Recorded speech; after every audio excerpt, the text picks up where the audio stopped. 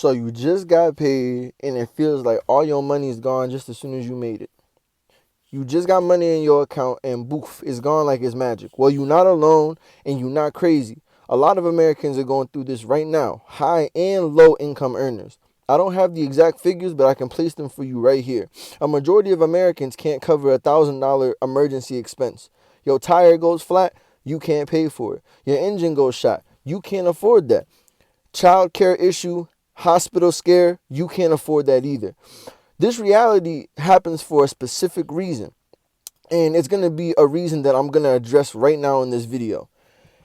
The reason why people are living check to check today is because of improper lifestyle management.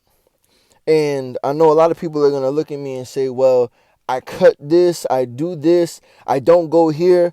Lifestyle inflation is very quiet. It doesn't happen very loudly. It's something that integrates itself into what you consider to be normal. It's a real deep psychological phenomenon that if you don't pay close attention to, will definitely take you by surprise and make you a victim.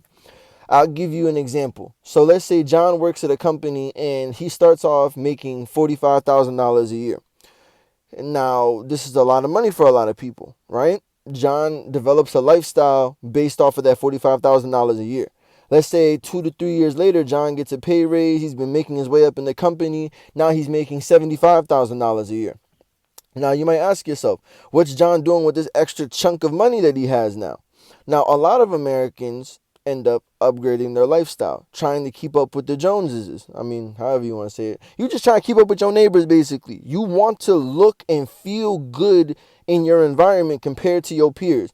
If your friend makes $70,000 and you make $70,000 and your friend buys a new car and then your other co-worker buys a new car and he gets a new suit and he gets a new watch and all these other things, you're going to want to buy those things too because you want to keep up with the social expectations of your class.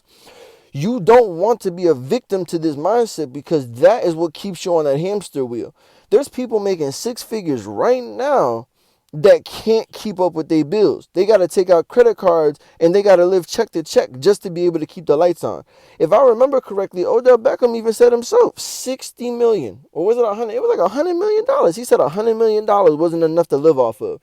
Now, if we look at the retrospective impact of that statement compared to somebody like me that's making a modest $70,000, $80,000 a year, that's crazy to hear. But that's how powerful lifestyle inflation is. It scales up just like your income scales up. And that's why it affects a lot of people. If you go into life believing that you just have to make more money, you're going to end up being a victim of this disease pretty much. You need to understand the essentials. What do you need and what do you want?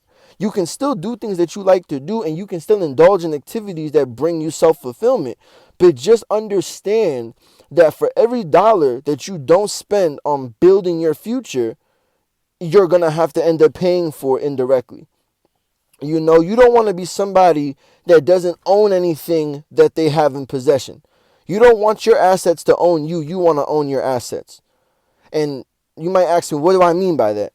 An asset owns you when you have to pay for it in order for it to still be yours. You own an asset when it pays you for owning it. That's the easiest way I can put it. Every time you buy something, ask yourself, is this something that's going to pay me or is this something that's going to make me pay for it? And once you answer that question, you'll know whether or not this is going to be a really important thing for your long-term financial goals and aspirations. So do whatever you can to try and not give into that peer pressure. It's going to be hard. You're living in a society, humans are social creatures, and you're going to feel as though you have to be on the same pedestal as those around you, or you're going to be the outcast. You're going to be the frugal guy, the dude that doesn't want to spend his money. But these are all characteristics that are going to allow you to transcend your peers and to be better prepared to adapt to anything that can happen. We're in an economy right now. I'll throw up the job numbers right now. It's terrible. Jobs are little to none. And even though people aren't getting fired, they aren't getting hired. So you don't want to go into the workforce thinking that everything is sweet and that you're always going to have employment. It's always better to be overprepared than to be underprepared. And that's been the case for all of human history. It's better to have a lot of money and never have to use it than to have little to no money and no ability to use it. But we go get into even more because I believe that there's a big contrast between having money saved and having money invested. Those are two different things with two different outcomes. And if you don't understand those outcomes, you're going to lose a lot of money. There's no way around it. Simple as that.